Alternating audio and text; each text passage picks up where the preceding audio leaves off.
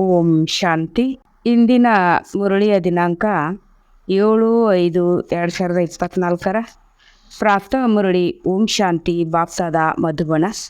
ಮಧುರ ಮಕ್ಕಳೇ, ತಂದೆಯಿಂದ ಶಕ್ತಿಯನ್ನು ತೆಗೆದುಕೊಳ್ಳಬೇಕೆಂದರೆ ಸದಾ ಸೇವೆಯಲ್ಲಿ ತೊಡಗಿರಿ.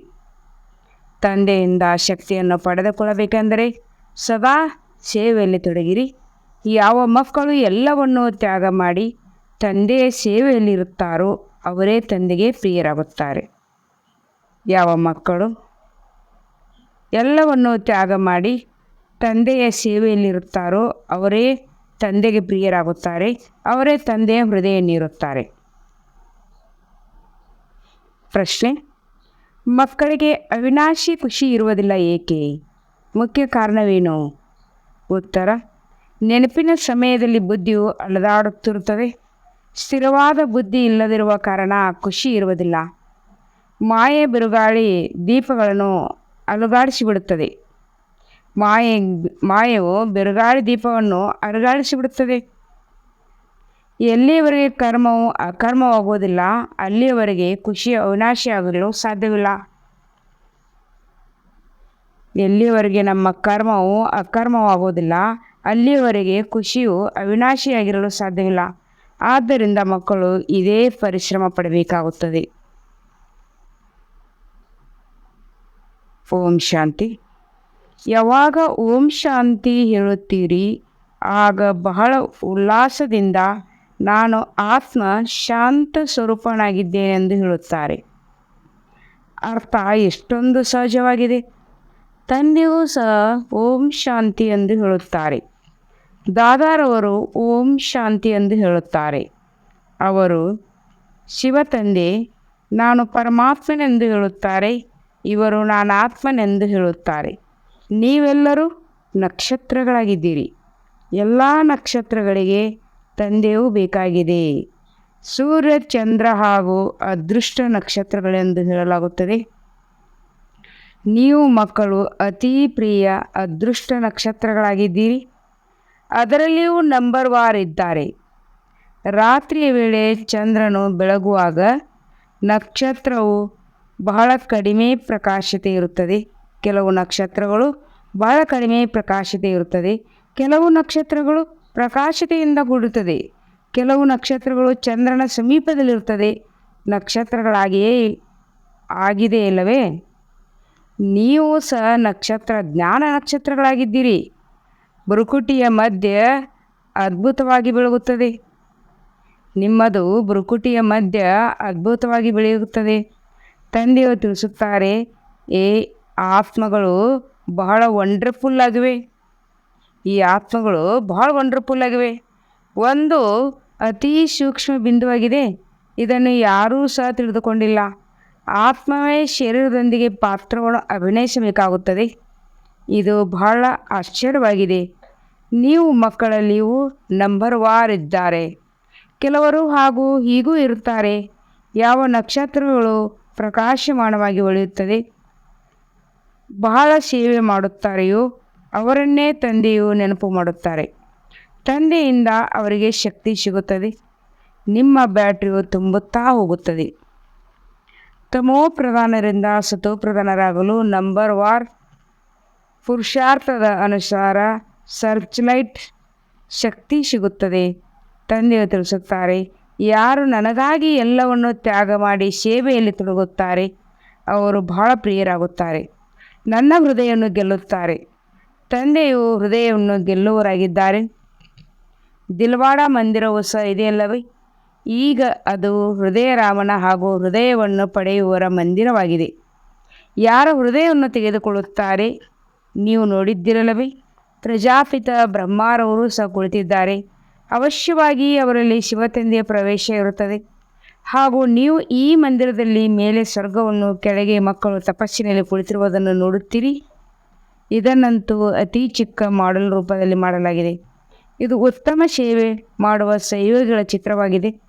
ಮಹಾರಥಿ, ಕುದುರೆ ಸವಾರ್, ಕಾಲಾಳುಗಳು ಇದ್ದಾರಲ್ಲವೇ? ಈ ಮಂದಿರದ ನೆನಪಾರ್ಥವು ಬಹಳ ಚೆನ್ನಾಗಿ ಯಥಾರ್ಥವಾಗಿ ಮಾಡಲ್ಪಟ್ಟಿದೆ. ಇದು ನಮ್ಮದೇ ನೆನಪಾರ್ಥವಾಗಿದೆ ಎಂದು ನೀವು ಹೇಳುತ್ತೀರಿ. ಈಗ ನಿಮಗೆ ಜ್ಞಾನದ ಪ್ರಕಾಶ ಸಿಕ್ಕಿದೆ. ಹಾಗೂ ಇದು ಬೇರೆ ಯಾರಿಗೂ ಇಲ್ಲ. ಭಕ್ತಿ ಮಾರ್ಗದಲ್ಲಿ ಮನುಷ್ಯರಿಗೆ ಏನು ಹೇಳುತ್ತಾರೆಯೋ ಸತ್ಯ ಎಂದು ಹೇಳುತ್ತಾ ಹೋಗುತ್ತಾರೆ. ಆದರೆ ವಾಸ್ತವದಲ್ಲಿ ಅದು ಸುಳ್ಳಾಗಿದೆ. ಅದನ್ನು ಸತ್ಯವೆಂದೇ ತಿಳಿಯುತ್ತಾರೆ. ಈಗ ಯಾವ ತಂದೆಯು ಸತ್ಯವಾಗಿದ್ದಾರೆಯೋ ಅವರೇ ಕುಳಿತು ನಿಮಗೆ ಸತ್ಯವನ್ನು ಹೇಳುತ್ತಾರೆ. ಆದ್ದರಿಂದ ನೀವು ವಿಶ್ವದ ಮಾಲೀಕರಾಗುತ್ತೀರಿ. ತಂದೆಯು ಯಾವುದೇ ಕಷ್ಟ ಕೊಡುವುದಿಲ್ಲ. ಇಡೀ ವೃಕ್ಷದ ರಹಸ್ಯವನ್ನು ನಿಮ್ಮ ಬುದ್ಧಿಯಲ್ಲಿ ಕುಳಿತಿದೆ. ಇದನ್ನು ನಿಮಗೆ ಬಹಳ ಸುಲಭವಾಗಿ ತಿಳಿಸಲಾಗಿದೆ. ಆದರೆ ಸಮಯ ಏಕೆ ಹಿಡಿಸುತ್ತದೆ? ಜ್ಞಾನ ಹಾಗೂ ಆಸ್ತಿಯನ್ನು ಪಡೆಯಲು ಸಮಯ ಹಿಡಿಸುವುದಿಲ್ಲ. ಪವಿತ್ರ ಆಗುವುದರಲ್ಲಿ ಸಮಯ ಹಿಡಿಸುತ್ತದೆ. ನೆನಪಿನ ಯಾತ್ರೆಯಲ್ಲೇ ಮುಖ್ಯವಾಗಿದೆ. ನೀವು ಇಲ್ಲಿಗೆ ಮಧುಬನಕ್ಕೆ ಬಂದಾಗ ನೆನಪಿನ ಯಾತ್ರೆಯ ಕಡೆ ಗಮನವಿರುತ್ತದೆ. ಮನೆಗೆ ಹಿಂತಿರುಗಿದ ನಂತರ ಅಷ್ಟೊಂದು ಗಮನ ಇರುವುದಿಲ್ಲ. ಇಲ್ಲಿ ಎಲ್ಲವೂ ನಂಬರ್ವಾರಿದ್ದಾರೆ. ಕೆಲವರು ಇಲ್ಲಿ ಕುಳಿತಿದ್ದೂ ಸಹ ಅವರ ಬುದ್ಧಿಯಲ್ಲಿ ಇದೇ ನಶೆ ಇರುತ್ತದೆ. ನಾವು ಮಕ್ಕಳು ಅವರ ತಂದೆಯಾಗಿದ್ದಾರೆ. ಬೇದಿನ ತಂದೆ ಹಾಗೂ ನಾವು ಮಕ್ಕಳು ಕುಳಿತಿದ್ದೇವೆ. ತಂದೆಯು ಈ ಶರೀರದಲ್ಲಿ ಬಂದಿದ್ದಾರೆಂದು ನೀವು ತಿಳಿದಿದ್ದೀರಿ. ದಿವ್ಯ ದೃಷ್ಟಿಯನ್ನು ಕೊಡುತ್ತಿದ್ದಾರೆ, ಸೇವೆಯನ್ನು ಮಾಡುತ್ತಿದ್ದಾರೆ. ಆದ್ದರಿಂದ ಅವರೊಬ್ಬರೇ ನೆನಪು ಮಾಡಬೇಕು. ಬೇರೆ ಯಾವ ಕಡೆ ಬುದ್ಧಿ ಹೋಗಬಾರದು. ಸಂದೇಶಿ ಮಕ್ಕಳು ಪೂರ್ಣ ಸಮಾಚಾರವನ್ನು ಕೊಡಬಲ್ಲರು. ಯಾವ ಬುದ್ಧಿಯು ಹೊರಗಡೆ ಹರಿದಾಡುತ್ತದೆ, ಯಾರಿಗೆ ತೂಕಡಿಕೆ ಬರುತ್ತಿದೆ ಎಲ್ಲವನ್ನು ತಿಳಿಸಬಲ್ಲರು. ಯಾವ ನಕ್ಷತ್ರಗಳು ಬಹಳ ಒಳ್ಳೆಯ ಸೇವಾಧಾರಿಗಳಾಗಿರ್ತವೆಯೋ ಅವರನ್ನೇ ನೋಡುತ್ತಿರುತ್ತೇನೆ. ತಂದೆಗೆ ಪ್ರೀತಿ ಇದೆಯಲ್ಲವೇ? ಅವರು ಸ್ಥಾಪನೆಯಲ್ಲಿ ಸಹಯೋಗ ಕೊಡುತ್ತಾರೆ. ಅದೇ ಕಲ್ಪದ ಹಿಂದಿನಂತೆಯೇ ರಾಜಧಾನಿಯು ಸ್ಥಾಪನೆಯಾಗುತ್ತದೆ. ಅನೇಕ ಬಾರಿ ಆಗಿತ್ತು. ಈ ನಾಟಕದ ಚಕ್ರವು ತಿರುಗುತ್ತಲೇ ಇರುತ್ತದೆ. ಇಲ್ಲಿ ಯಾವುದೇ ಚಿಂತೆ ಮಾತು ಇಲ್ಲ. ತಂದೆಯು ಜೊತೆ ಇದ್ದಾರಲ್ಲವೇ? ಅವರ ಸಂಘದ ರಂಗು ಬೀರುತ್ತದೆ. ಚಿಂತೆಯು ಕಡಿಮೆಯಾಗುತ್ತಾ ಹೋಗುತ್ತದೆ. ಹೀಗೆ ನಾಟಕವು ಮಾಡಲ್ಪಟ್ಟಿದೆ. ತಂದೆಯು ಮಕ್ಕಳಿಗಾಗಿ ರಾಜಧಾನಿಯನ್ನು ತಂದಿದ್ದಾರೆ. ಕೇವಲ ಇಷ್ಟನ್ನೇ ಹೇಳುತ್ತಾರೆ, ಮಧುರಾತಿ ಮಧುರ ಮಕ್ಕಳೇ, ಪತಿತರಿಂದ ಪಾವನ ಆಗಲು ತಂದೆಯನ್ನು ನೆನಪು ಮಾಡಿ. ಈಗ ಮಧುರ ಮನೆಗೆ ಹಿಂತಿರುಗಬೇಕಾಗಿದೆ. ಯಾವುದಕ್ಕಾಗಿ ನೀವು ಅರ್ಧಕಲ್ಪ ಭಕ್ತಿ ಮಾರ್ಗದಲ್ಲಿ ಕಷ್ಟಪಡುತ್ತಾ ಬಂದಿದ್ದೀರಿ. ಆದರೆ ಒಬ್ಬರೂ ಸಹ ಹಿಂತಿರುಗಲು ಸಾಧ್ಯವಿಲ್ಲ. ಈಗ ತಂದೆಯನ್ನು ನೆನಪು ಮಾಡುತ್ತೀರಿ ಹಾಗೂ ಸುದರ್ಶನ ಚಕ್ರವನ್ನು ತಿರುಗಿಸುತ್ತೀರಿ. ಅಲ್ಪ ಮತ್ತು ಬೇ ತಂದೆಯನ್ನು ನೆನಪು ಮಾಡಿ. 84 ಜನ್ಮಗಳ ಚಕ್ರವನ್ನು ತಿರುಗಿಸಿ. ಆತ್ಮನಿಗೆ 84 ಜನ್ಮಗಳ ಚಕ್ರದ ಜ್ಞಾನವಿದೆ. ರಚಯಿತ ಹಾಗೂ ರಚನೆಯ ಆದಿ ಮಧ್ಯ ಅಂತ್ಯವನ್ನು ಯಾರೂ ತಿಳಿದುಕೊಂಡಿಲ್ಲ. ನೀವು ನಂಬರ್ವಾರ್ ಪುರುಷಾರ್ಥದನುಸಾರ ತಿಳಿದುಕೊಂಡಿದ್ದೀರಿ. ಬೆಳಗ್ಗೆ ಎದ್ದು ನಿಮ್ಮ ಬುದ್ಧಿಯಲ್ಲಿ ಇದನ್ನೇ ನೆನಪಿಟ್ಟುಕೊಳ್ಳಿ. ಈಗ ನಾವು 84 ಜನ್ಮಗಳ ಚಕ್ರವನ್ನು ಪೂರ್ಣ ಮಾಡಿದೆವು. ಈಗ ಮನೆಗೆ ಹಿಂತಿರುಗಬೇಕು. ಆದುದರಿಂದ ಈಗ ನೀವು ತಂದೆಯನ್ನು ನೆನಪು ಮಾಡಿದಾಗ ಚಕ್ರವರ್ತಿ ರಾಜರಾಗುತ್ತೀರಿ, ವಿಶ್ವದ ಮಾಲೀಕರಾಗುತ್ತೀರಿ. ಇದು ಎಷ್ಟು ಸಹಜವಲ್ಲವೇ? ಆದರೆ ಮಾಯೆಯು ನಿಮ್ಮನ್ನು ಮರೆಸುತ್ತದೆ. ಮಾಯೆಯ ಬಿರುಗಾಳಿ ಇದೆಯಲ್ಲವೇ? ಈ ದೀಪಗಳನ್ನು ಸತಾಯಿಸಿ ಬಿಡುತ್ತದೆ. ಮಾಯೆಯು ಬಹಳ ಭಯಂಕರವಾಗಿದೆ. ಮಾಯೆಯಲ್ಲಿ ಇಷ್ಟು ಶಕ್ತಿ ಇರುವುದರಿಂದ ಮಕ್ಕಳಿಗೆ ತಂದೆಯ ನೆನಪನ್ನು ಮರೆಯುವಂತೆ ಮಾಡಿಬಿಡುತ್ತದೆ. ಆಗ ನಿರಂತರ ಖುಷಿ ಇರುವುದಿಲ್ಲ. ನೀವು ತಂದೆಯನ್ನು ನೆನಪು ಮಾಡಲು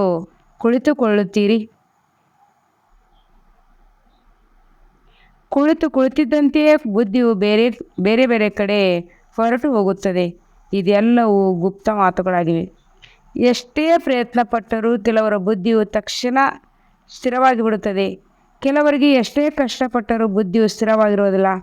ಇದನ್ನು ಮಾಯೆಯು ಯುದ್ಧವೆಂದು ಹೇಳಲಾಗುವುದೆಂದು. ಕರ್ಮವನ್ನು ಅಕರ್ಮ ಮಾಡಿಕೊಳ್ಳಲು ಎಷ್ಟೊಂದು ಶ್ರಮ ಪಡಬೇಕಾಗುತ್ತದೆ. ಅಲ್ಲಿ ರಾವಣ ರಾಜ್ಯವಿರುವುದಿಲ್ಲ.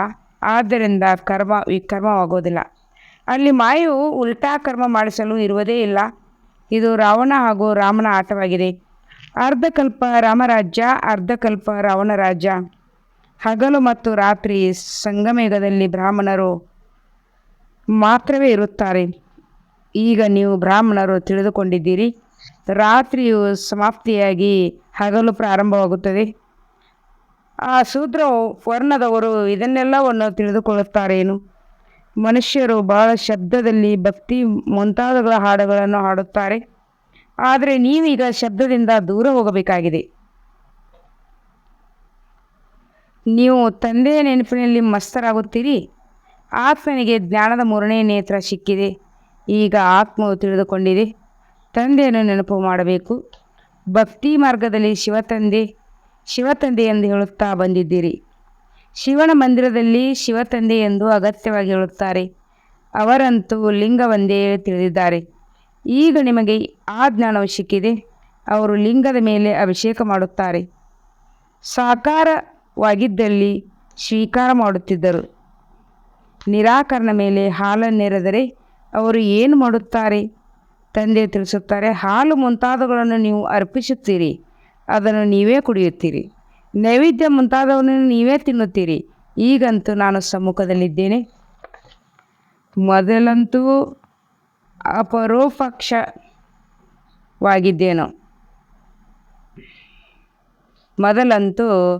ಅಪರೋಕ್ಷವಾಗಿದ್ದೇನು. ಈಗ ಪ್ರತ್ಯಕ್ಷವಾಗಿ ಕೆಳಗಿಳಿದು ಪಾತ್ರವನ್ನು ಅಭಿನಯಿಸುತ್ತಿದ್ದೇನೆ, ಶಕ್ತಿಯನ್ನು ಕೊಡುತ್ತಿದ್ದೇನೆ. ಆದ್ದರಿಂದ ಮಕ್ಕಳು ಸಹ ತಂದೆಯ ಬಳಿಗೆ ಹೋಗಬೇಕು ಎಂದು ಮಧುಬನಕ್ಕೆ ಹೋಗುತ್ತಾರೆ. ಅಲ್ಲಿ ನಮ್ಮ ಬ್ಯಾಟ್ರಿಯು ಚೆನ್ನಾಗಿ ಚಾರ್ಜ್ ಆಗುತ್ತದೆ. ಮನೆಯಲ್ಲಂತೂ ನಿರಂತರ ಕೆಲಸ ಕಾರ್ಯದ ಮಧ್ಯದಲ್ಲಿ ಅಶಾಂತಿ ಇರುತ್ತದೆ. ಈ ಸಮಯದಲ್ಲಿ ಇಡೀ ವಿಶ್ವದಲ್ಲಿ ಅಶಾಂತಿ ಇದೆ. ನಾವೀಗ ಯೋಗ ಬಲದಿಂದ ಶಾಂತಿ ಸ್ಥಾಪನೆ ಮಾಡುತ್ತಿದ್ದೇವೆಂದು ನೀವು ತಿಳಿದಿದ್ದೀರಿ. ಬಾಕಿ ವಿದ್ಯೆಯಿಂದ ರಾಜ್ಯ ಸಿಗುತ್ತದೆ. ಕಲ್ಪದ ಹಿಂದೆ ಇದನ್ನು ನೀವೇ ಕೇಳಿದ್ದೀರಿ, ಈಗಲೂ ಕೇಳುತ್ತಿದ್ದೀರಿ. ಈಗ ಯಾವ ಪಾತ್ರವು ನಡೆಯುತ್ತದೆ, ಅದು ಪುನಃ ನಡೆಯುತ್ತದೆ. ತಂದೆಯು ತಿಳಿಸುತ್ತಾರೆ, ಎಷ್ಟೊಂದು ಮಕ್ಕಳು ಆಶ್ಚರ್ಯವಾಗಿ ಹೊರಟು ಹೋದರು. ನಾನು ಪ್ರಿಯತಮನನ್ನು ಎಷ್ಟೊಂದು ನೆನಪು ಮಾಡುತ್ತಿದ್ದರೂ ಈಗ ನಾನು ಬಂದಿದ್ದೇನೆ, ಆದರೂ ನನ್ನನ್ನು ಬಿಟ್ಟು ಹೊರಟು ಹೋಗುತ್ತಾರೆ. ಮಾಯೆಯು ದೊಡ್ಡ ಪೆಟ್ಟನ್ನು ಕೊಟ್ಟು ಬಿಡುತ್ತದೆ. ಬ್ರಹ್ಮ ಅನುಭವಿಯಾಗಿದ್ದರಲ್ಲವೇ? ತಂದೆಗೆ ತಮ್ಮ ಇಡೀ ಚರಿತ್ರೆಯ ನೆನಪಿದೆ. ತಲೆಯ ಮೇಲೆ ಒಂದು ಟೋಪಿಯನ್ನು ಇಟ್ಟುಕೊಂಡು ಬರಿಗಾಲಿನಲ್ಲಿ ನಡೆಯುತ್ತಿದ್ದರು.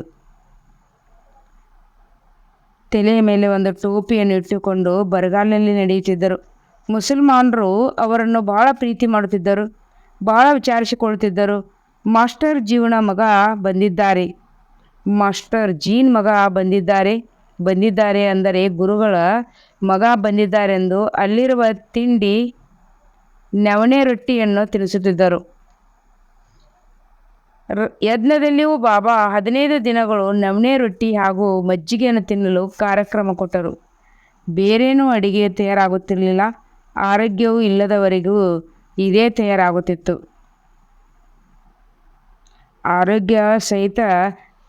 ಆರೋಗ್ಯ ಇಲ್ಲದವರಿಗೂ ಸಹಿತ ಇದೇ ತಯಾರಾಗುತ್ತಿತ್ತು. ಆದರೆ ಯಾರಿಗೂ ತೊಂದರೆ ಆಗಲಿಲ್ಲ. ಇನ್ನೂ ಆರೋಗ್ಯವಿಲ್ಲದವರು ಇಮ್ಮಡಿಯಷ್ಟು ಆರೋಗ್ಯವಿಲ್ಲದಂಥವರು ಸತತ ಆರೋಗ್ಯವಂತರಾದರು. ಆಗ ತಂದೆಯು ಮಕ್ಕಳಲ್ಲಿ ಆಸಕ್ತಿಯೇ ಮುರಿದಿದೆಯೇ ಎಂದು ಪರೀಕ್ಷೆ ಮಾಡುತ್ತಿದ್ದರು. ತಂದೆ ಮಕ್ಕಳಲ್ಲಿ ಆಸಕ್ತಿಯನ್ನು ನೋಡಿ ಪರೀಕ್ಷೆ ಮಾಡುತ್ತಿದ್ದರು. ಇದು ಬೇಕು, ಇದು ಬೇಡ ಎನ್ನುತ್ತಾರೆಯೇ ಎಂದು ನೋಡುತ್ತಿದ್ದರು. ಇಚ್ಛೆಗೆ ಜಮಾದಾರ್ ಕೌಲುಗಾರ ಎಂದು ಹೇಳುತ್ತಾರೆ. ಇಲ್ಲಿ ಬೇಡುವುದಕ್ಕಿಂತ ಸಾಯುವುದು ಲೇಸು ಎಂದು ತಂದೆ ಹೇಳುತ್ತಿದ್ದರು.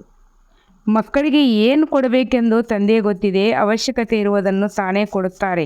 ಇದೆಲ್ಲವೂ ನಾಟಕದಲ್ಲಿ ನಿಗದಿಯಾಗಿದೆ. ತಂದೆಯು ಕೇಳಿದರು, ಯಾರು ತಂದೆ ಹಾಗೂ ಮಗ ಎಂದು ತಿಳಿದುಕೊಳ್ಳುತ್ತೀರಿ? ಅವರು ಕೈ ಎತ್ತಿ. ಯಾರು ತಂದೆಯನ್ನು ತಂದೆ ಹಾಗೂ ಮಗ ಎಂದು ತಿಳಿದುಕೊಳ್ಳುತ್ತೀರಿ? ಅವರು ಕೈ ಎತ್ತಿ. ಎಲ್ಲರೂ ಕೈ ಎತ್ತಿದರು. ಕೈಯನ್ನೇನೋ ಎತ್ತುತ್ತೀರಿ, ಹಾಗೆಯೇ ಲಕ್ಷ್ಮೀನಾರಾಯಣರ ಯಾರಾಗುತ್ತೀರೆಂದು ಕೇಳಿದರೆ ಎಲ್ಲರೂ ಕೈ ಎತ್ತುತ್ತಾರೆ. ಹಾಗೆಯೇ ಪಾರಲೌಕಿಕ ಮಗನನ್ನು ಜೊತೆಯಲ್ಲಿ ಸೇರಿಸಿಕೊಳ್ಳುತ್ತೀರಿ. ಅವರಂತೂ ತಾಯಿ ತಂದೆಗೆ ಬಹಳ ಸೇವೆ ಮಾಡುತ್ತಾರೆ. 21 ಜನ್ಮಗಳಿಗೆ ಆಸ್ತಿಯನ್ನು ಕೊಡುತ್ತಾರೆ. ಯಾವಾಗ ತಂದೆಯು ವಾನಪ್ರಸ್ಥದಲ್ಲಿ ಹೋಗುತ್ತಾರೆಯೋ ಆಗ ತಂದೆಯನ್ನು ಸಂಭಾಲನೆ ಮಾಡುವುದು ಮಕ್ಕಳ ಕರ್ತವ್ಯವಾಗುತ್ತದೆ. ಆಗ ತಂದೆ ತಾಯಿಯ ಸನ್ಯಾಸಿಯಂತೆ ಆಗಿಬಿಡುತ್ತಾರೆ. ಹೇಗೆ ಇವರ ಬ್ರಹ್ಮಭಾವ ಲೌಕಿಕ ತಂದೆ ಇದ್ದರು. ವಾನಪ್ರಸ್ಥ ಸ್ಥಿತಿಯಾದಾಗ ನಮ್ಮನ್ನು ಕಾಶಿಗೆ ಕರೆದುಕೊಂಡು ಹೋಗು, ಅಲ್ಲಿ ಹೋಗಿ ಸತ್ಸಂಗ ಮಾಡೋಣ ಎಂದು ಹೇಳಿದ್ದರು. ನೀವು ಬ್ರಾಹ್ಮಣರು Brahmakumar ಕುಮಾರಿಯರಾಗಿದ್ದೀರಿ. Prajapita Brahma great grand father ಆಗಿದ್ದಾರೆ. ಅವರು ಸೃಷ್ಟಿರೂಪಿ ವೃಕ್ಷಕ್ಕೆ ಎಲ್ಲದಕ್ಕಿಂತ ಮೊದಲು ಎಲೆಯಾಗಿದ್ದಾರೆ. ಅವರಿಗೆ ಜ್ಞಾನಸಾಗರನೆಂದು ಹೇಳಲಾಗುವುದಿಲ್ಲ. ಬ್ರಹ್ಮ ವಿಷ್ಣು ಶಂಕರನು ಜ್ಞಾನಸಾಗರಲ್ಲ. ಶಿವತಂದೆಯೇ ಬೇಯದ್ದಿನ ತಂದೆಯಾಗಿದ್ದಾರೆ. ಅವರಿಂದ ಆಸ್ತಿಯು ಸಿಗುತ್ತದೆ. ಆ ನಿರಾಕಾರ ಪರಂಪಿತ ಪರಮಾತ್ಮ ಹೇಗೆ ಬಂದರು? ಅವರ ಜಯಂತಿಯನ್ನು ಆಚರಿಸುತ್ತಾರೆ. ಆದರೆ ಇದು ಯಾರಿಗೂ ಗೊತ್ತಿಲ್ಲ. ಅವರು ಗರ್ಭದಲ್ಲಿ ಬರುವುದಿಲ್ಲ. ನಾನು ಇವರ ಅನೇಕ ಜನ್ಮಗಳ ಅಂತ್ಯದಲ್ಲಿ ವಾನಪ್ರಸ್ಥ ಸ್ಥಿತಿಯಲ್ಲಿ ನಾನು ಪ್ರವೇಶ ಮಾಡುತ್ತೇನೆಂದು ಹೇಳುತ್ತಾರೆ. ಯಾವಾಗ ಮನುಷ್ಯರು ಸನ್ಯಾಸ ಮಾಡುತ್ತಾರೆ ಆಗ ಅವರಿಗೆ ವಾನಪ್ರಸ್ಥ ಸ್ಥಿತಿ ಎಂದು ಹೇಳಲಾಗುವುದು. ಅದೇ ರೀತಿ ಈಗ ತಂದೆಯು ನಿಮಗೆ ತಿಳಿಸುತ್ತಾರೆ, ಮಕ್ಕಳೇ, ನೀವು 84 ಜನ್ಮಗಳನ್ನು ತೆಗೆದುಕೊಂಡಿದ್ದೀರಿ. ಇದು ಬಹಳ ಜನ್ಮಗಳ ಅಂತಿಮ ಜನ್ಮವಾಗಿದೆ. ಇದರ ಲೆಕ್ಕವಂತೂ ತೆಗೆದುಕೊಂಡಿದ್ದಿರಲ್ಲವೇ? ನಾನು ಇವರಲ್ಲಿ ಪ್ರವೇಶ ಮಾಡುತ್ತೇನೆ.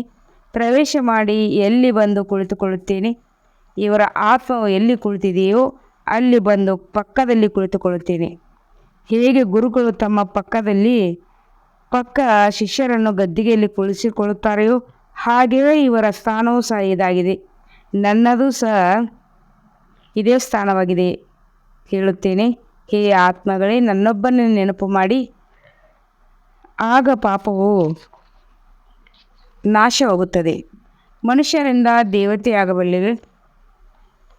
ನೀವು ಮನುಷ್ಯರಿಂದ ದೇವತೆ ಆಗಬೇಕಲ್ಲವೇ? ಇದು ರಾಜಯೋಗವಾಗಿದೆ. ಹೊಸ ಪ್ರಪಂಚಕ್ಕಾಗಿ ರಾಜಯೋಗದ ಅವಶ್ಯಕತೆ ಇದೆ. ತಂದೆಯು ತಿಳಿಸುತ್ತಾರೆ, ನಾನು ಆದಿ ಸನಾತನ ದೇವಿ ದೇವತಾ ಧರ್ಮದ ತಳಹದಿಯನ್ನು ಹಾಕಲು ಬಂದಿದ್ದೇನೆ. ಗುರುಗಳು ಅನೇಕರಿದ್ದಾರೆ, ಸದ್ಗುರು ಒಬ್ಬರೇ ಇದ್ದಾರೆ. ಉಳಿದೆಲ್ಲವೂ ಅಸತ್ಯವಾಗಿದೆ. ನೀವು ತಿಳಿದುಕೊಂಡಿದ್ದೀರಿ, ಒಂದು ರುದ್ರಮಾಲೆ ಮತ್ತೊಂದು ವಿಷ್ಣುವಿನ ವೈಜಯಂತಿಯ ಮಾಲೆಯಾಗಿದೆ. ಅದಕ್ಕಾಗಿ ನೀವು ಪುರುಷಾರ್ಥ ಮಾಡುತ್ತಿದ್ದೀರಿ. ತಂದೆಯು ನೆನಪು ಮಾಡಿದಾಗ ಮಾಲೆ ಮಣಿಯಾಗುತ್ತೀರಿ. ಆ ಮಾಲೆಯನ್ನು ನೀವು ಭಕ್ತಿ ಮಾರ್ಗದಲ್ಲಿ ಸ್ಮರಣೆ ಮಾಡುತ್ತೀರಿ. ಆದರೆ ಈ ಮಾಲೆ ಯಾರ್ದಾಗಿದೆ? ಮೇಲಿರುವ ಹೂ ಯಾರದಾಗಿದೆ? ಮಣಿಗಳು ಯಾರಾಗಿದ್ದಾರೆ ಎನ್ನುವುದನ್ನೆಲ್ಲ ತಿಳಿದುಕೊಂಡಿಲ್ಲ. ಯಾರ ಮಾಲೆಯನ್ನು ಜಪ ಮಾಡುತ್ತಾರೆಯೋ ಅವರ ಬಗ್ಗೆ ಸ್ವಲ್ಪವೂ ತಿಳಿದಿಲ್ಲ. ಹಾಗೆಯೇ ರಾಮ ಎಂದು ಹೇಳುತ್ತಾ ಜಪ ಮಾಡುತ್ತಿರುತ್ತಾರೆ. ರಾಮ ಎಂದು ಹೇಳುವುದರಿಂದ ಎಲ್ಲೆಲ್ಲಿಯೂ ರಾಮನಿದ್ದಾನೆ ಎಂದು ತಿಳಿದುಕೊಳ್ಳುತ್ತಾರೆ. ಸರ್ವವ್ಯಾಪಿಯ ಮಾತಿನ ಅಂಧಕಾರ ಇದರಿಂದ ಬಂದಿದೆ. ಮಾಲೆಯ ಅರ್ಥವನ್ನು ತಿಳಿದುಕೊಂಡಿಲ್ಲ. ಯಾರೋ 100 ಬಾರಿ ಜಪ ಮಾಡಿ ಎಂದು ಹೇಳಿದರೆ ಅವರು ಮಾಲೆಯನ್ನು ಜಪ ಮಾಡಲು ತೊಡಗುತ್ತಾರೆ. ತಂದೆಯಂತೂ ಅನುಭವವಿಲ್ಲವೇ? ಇವರು 12 ಗುರುಗಳ ಅನುಭವ ಮಾಡಿದ್ದಾರೆ. ಇಂಥವರು ಬಹಳ ಜನರಿದ್ದಾರೆ. ತಮ್ಮ ಗುರುಗಳಿದ್ದರೂ ಸಹ ಇನ್ನೂ ಹೆಚ್ಚಿನದಾಗಿ ಅನುಭವಕ್ಕಾಗಿ ಅನ್ಯರ ಬಳಿ ಹೋಗುತ್ತಾರೆ. ಮಾಲೆ ಮುಂತಾದವುಗಳನ್ನು ಜಪ ಮಾಡುತ್ತಾರೆ. ಇದು ಖಂಡಿತ ಅಂಧಶ್ರದ್ಧೆಯಾಗಿದೆ. ಮಾಲೆಯು ಮುಗಿದನಂತೆ ಹೂವಿನ ನಮಸ್ಕಾರ ಮಾಡುತ್ತಾರೆ.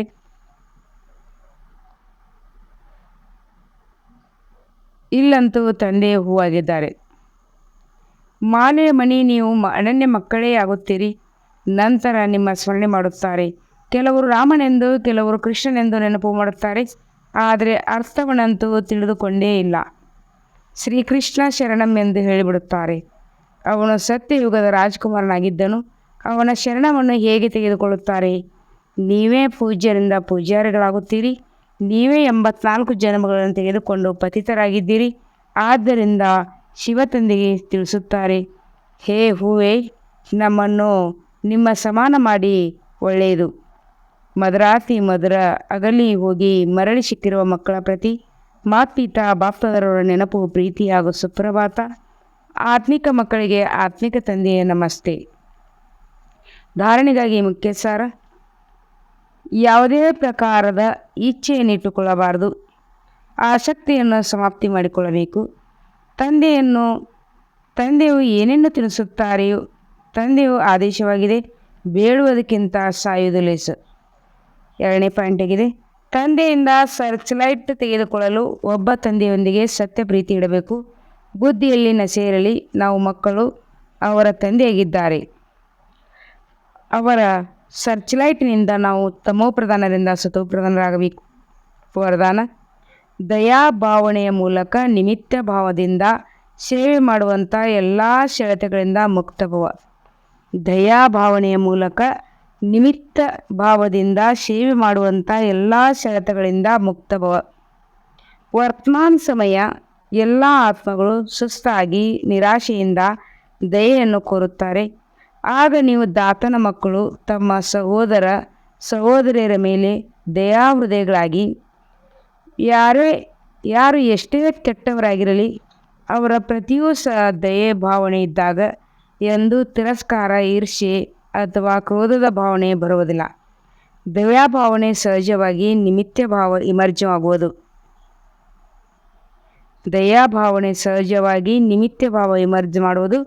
ಸೆಳೆತದಿಂದ ದಯೆ ಅಲ್ಲ, ಆದರೆ ಸತ್ಯ ದಯ ಸೆಳೆತದಿಂದ ಮುಕ್ತ ಮಾಡಿಬಿಡುವುದು, ಏಕೆಂದರೆ ಅದರಲ್ಲಿ ದೇಹಬಾಣ ಇರುವುದಿಲ್ಲ. ಸ್ಲೋಗನ್ ಆಗಿದೆ: ಬೇರೆಯವರಿಗೆ ಸಹಯೋಗ ಕೊಡುವುದೇ ಸ್ವಯಂನ ಖಾತೆಯನ್ನು ಜಮಾ ಮಾಡುವುದಾಗಿದೆ. ಬೇರೆಯವರಿಗೆ ಸಹಯೋಗ ಕೊಡುವುದೇ ಸ್ವಯಂನ ಖಾತೆಯನ್ನು ಜಮಾ ಮಾಡುವುದಾಗಿದೆ. ಇಂದಿನ ಸವಾಲಾಗಿದೆ: ನಾನು ಆತ್ಮ ಹೀರೋ ಪಾತ್ರಧಾರಿಯಾಗಿದ್ದೇನೆ. ಓಂ ಶಾಂತಿ.